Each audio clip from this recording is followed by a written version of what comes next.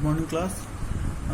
पिछले टर्न पे हम लोग बात किए थे कटिंग फ्लूइड से रिलेटेड कि कटिंग फ्लूइड क्या होता है, एक कटिंग फ्लूइड का क्या क्या काम होता है, कटिंग फ्लूइड किस तरीके से काम करता है ना, the way in which the cutting fluid affect machining. इस तरीके से हम लोग बात किए थे इस टॉपिक पे। आज हम लोग बात करेंगे एक आइडियल कटिंग फ्लूइड के अंदर क्या क्या प्रॉपर्टी होनी चाहिए।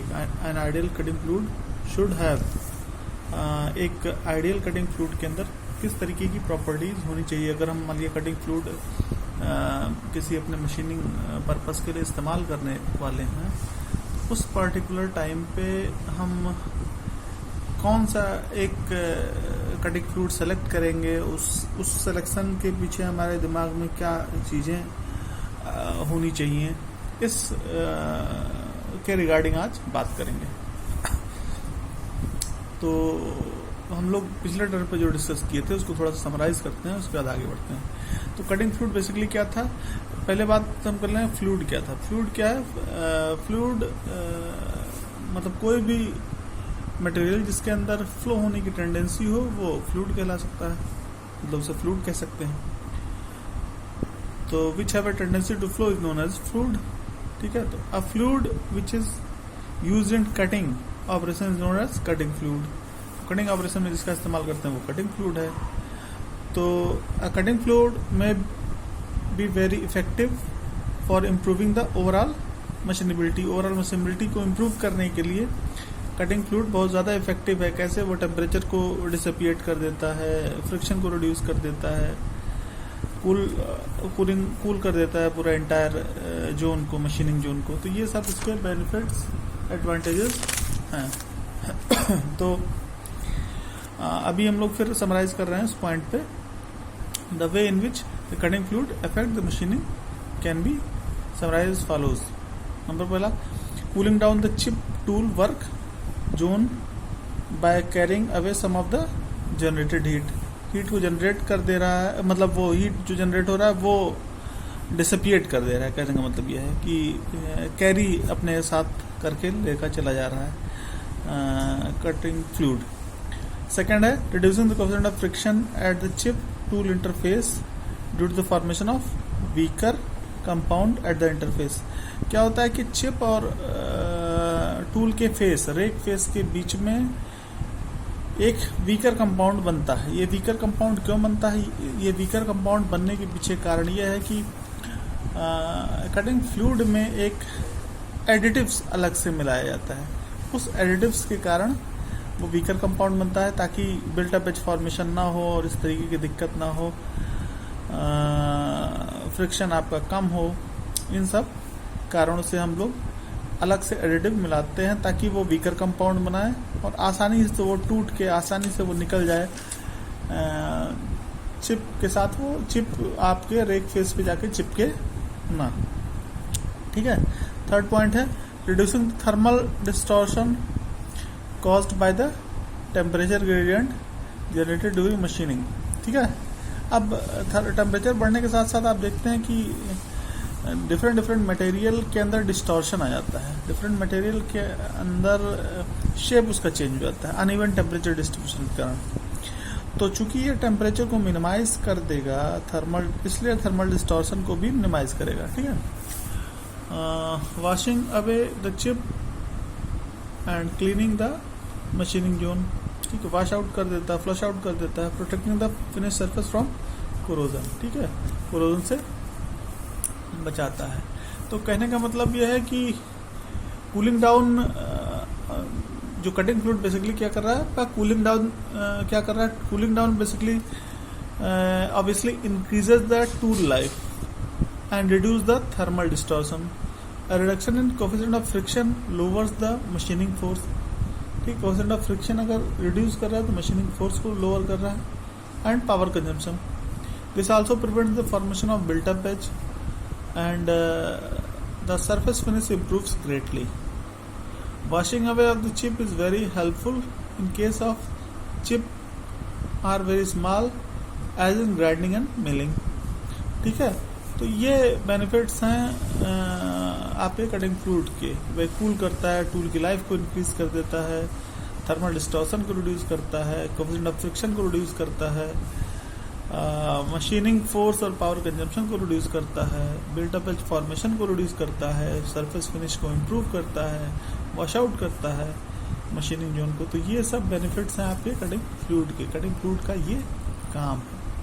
अब बात करते हैं कि जब आप मार्केट में कटिंग फ्लूइड लेने जाएंगे तो क्या आपके दिमाग में होना चाहिए, एक कटिंग फ्लूइड जो आप लेने जा रहे हैं उसके अंदर क्या क्या क्वालिटीज़ होनी चाहिए, एक अच्छे कटिंग फ्लूइड के अंदर क्या क्वालिटी होनी चाहिए, इस पे हम लोग बात कर रहे हैं।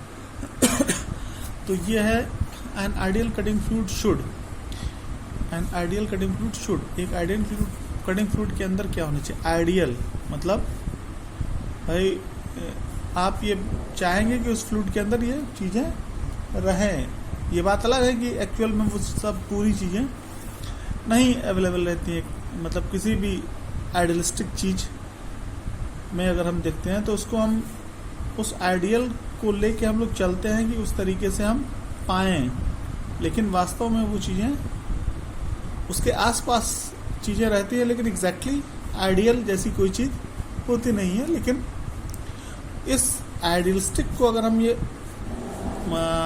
स्टिक करके चलते हैं तो होता क्या है कि हमें कई चीज़ें, अच्छे रिजल्ट्स मिलने लगते हैं, हम आइडियल के आसपास अपनी वैल्यूज़ को पाने लगते हैं।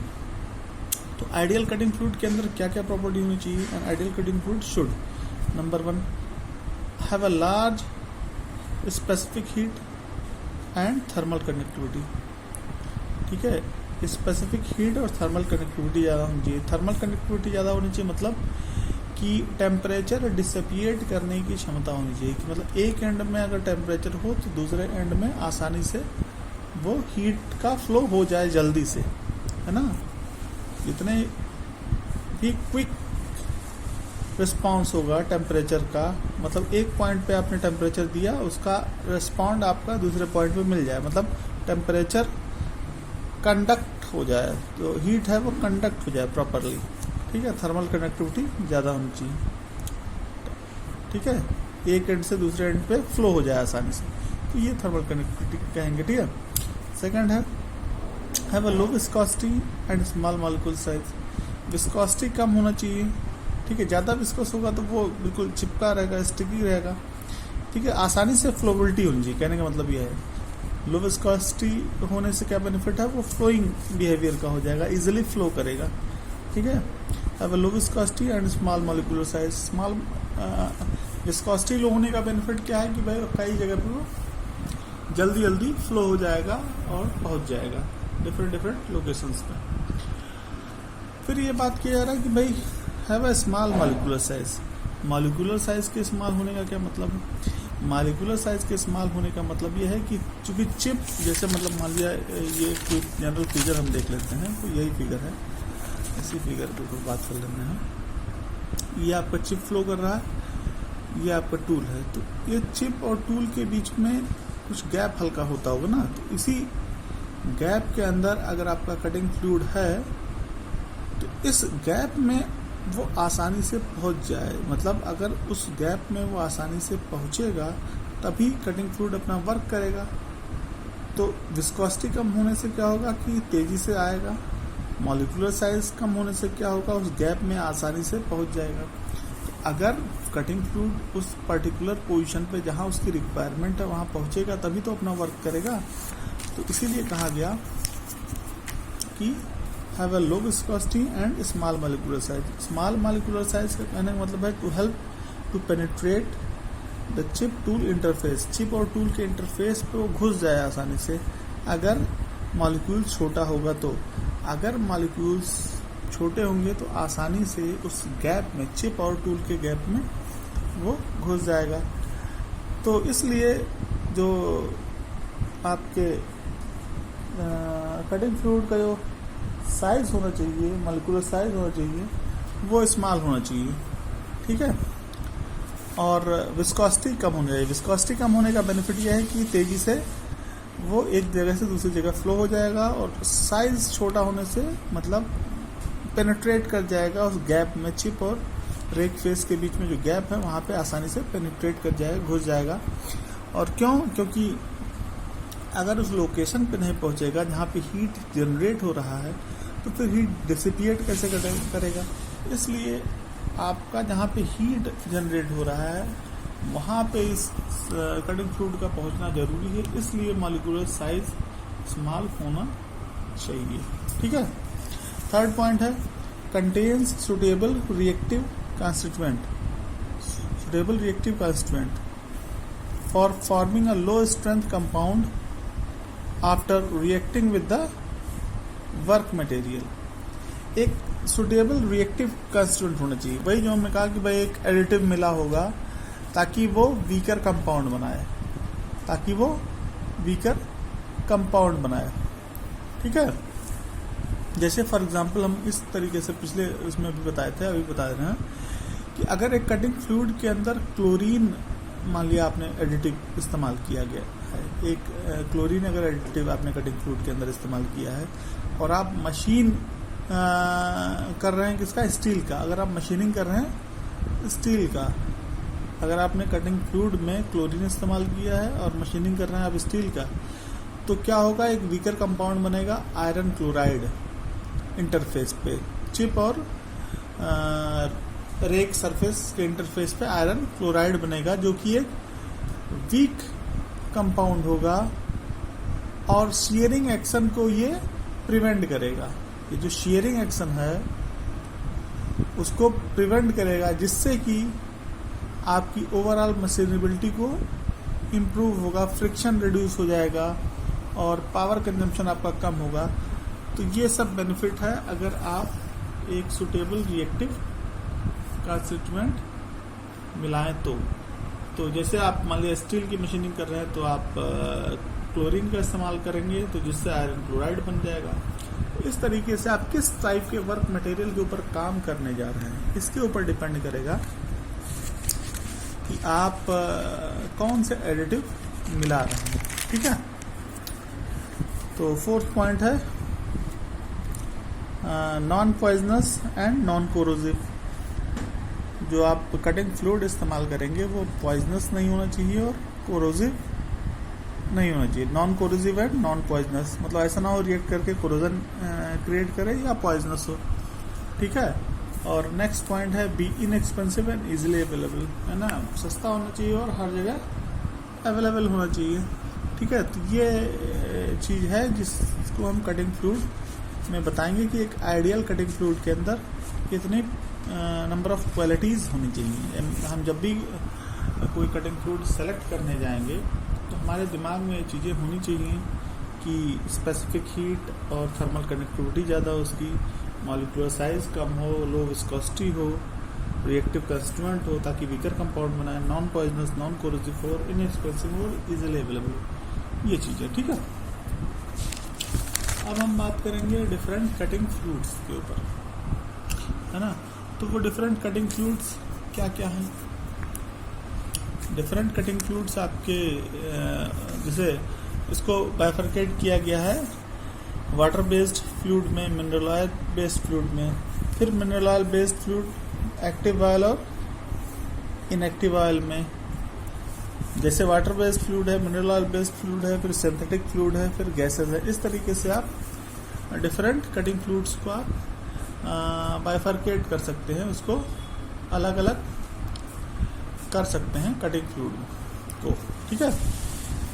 तो सबसे पहले बात करते हैं water based fluid. Different cutting fluid में वाटर बेस्ड फ्लूइड 3 तरीके का होगा, सोल्यूशन, डिस्पर्सन, इमल्सन।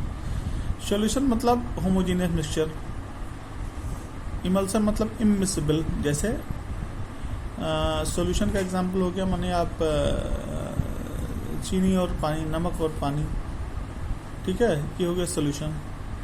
ठीक है। दूध और पानी, ये सोल्यूशन।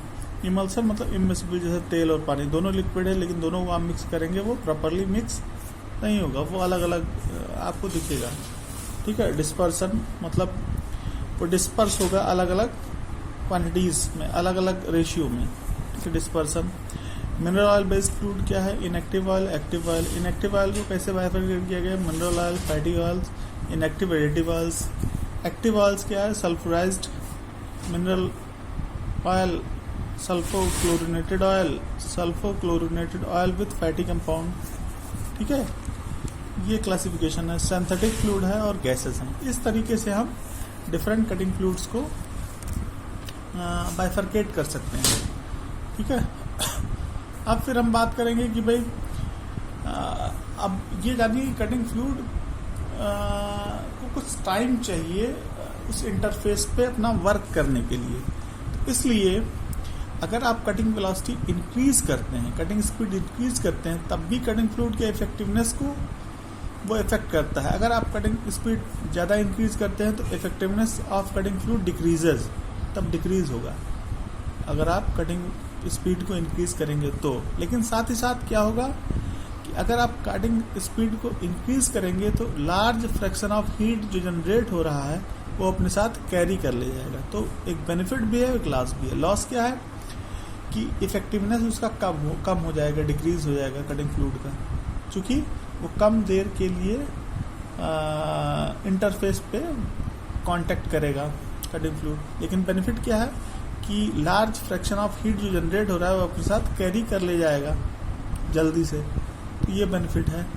तो इसलिए उसको ग्राफ के माध्यम से समझाया जाता है कि बहुत ज़्यादा कटिंग फ्लूइड का कटिंग स्पीड ज़्यादा होने से भी नुकसान है और बहुत कम होने से भी नुकसान है। इस तरीके से एक इंटरमीडिएट वैल्यू लेके हम लोग चलते हैं, ठीक है।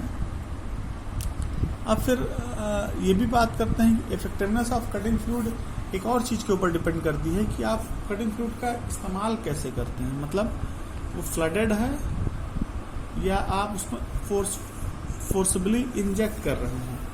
तो ये देखा गया है कि अगर कटिंग फ्लूइड फ्लडेड है, चारों तरफ से घिरा है, मतलब जो आप मशीनिंग कर रहे हैं उसमें भरा हुआ है कटिंग फ्लूइड, उस मशीनिंग जोन, पूरा मशीनिंग जोन फ्लडेड है, तो कूलेंट प्रॉब्लम फेस करता है रेजिस्टेंस के फॉर्म में।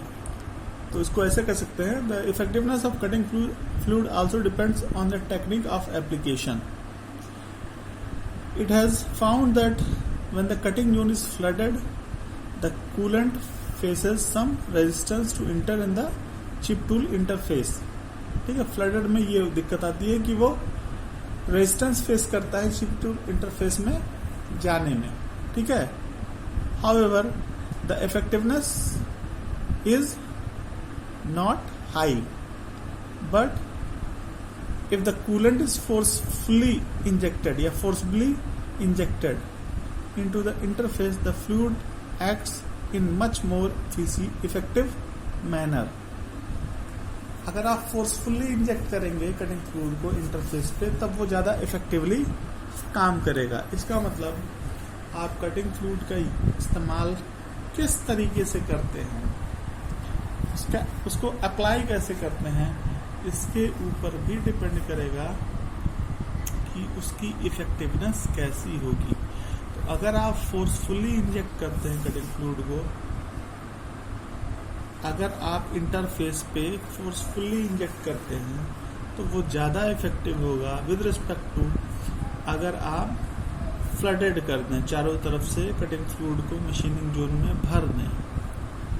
जबकि अगर आप फोर्सफुली इंजेक्ट करते हैं तो हमको लगता है कि उसमें कम कटिंग फ्लूइड का यूज़ होगा, कम फ्लूइड में आप ज़्यादा यूटिलाइजेशन उसका कर सकते हैं, ठीक है। तो ये बेनिफिट है कि आप कैसे उसका यूज़ कर रहे हैं, उसके इफेक्टिवनेस इसके ऊपर भी डिपेंड करेगा कि आप उसका इस्तेमाल कैसे कर रहे हैं, ठीक है। तो ठीक है, ये हुआ कटिंग फ्लूइड के बारे में बातें। बाकी जो टॉपिक है नेक्स्ट टाइम पर हम डिस्कस करेंगे। Okay, thank you.